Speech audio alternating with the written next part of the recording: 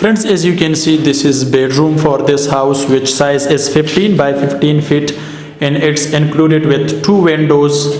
One is this one, and this is the second one, which size is 6 by 7 feet, and this is also 6 by 7 feet. You can see the width is here. You can see the width is here 7 feet, and the height of this window is 6 feet, and this is also same like this one, and the size of this bedroom is 15 by 15 feet. Okay, you can see it's selling.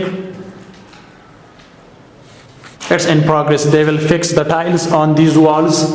You can see now we will go to a bath and its dress room. So here the first one is dress room. You can see this is dress room, which size is 4 by 7 feet.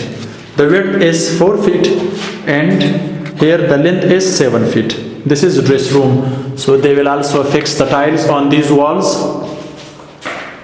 It's selling for this dress room. This is bathroom. You can see the tile work here.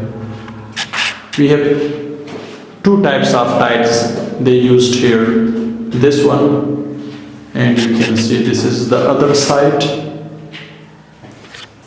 and its quality is too much better from other kind of tiles. You can see, so they will use ceiling here. It's in progress, it's not complete. You can see it's bathroom.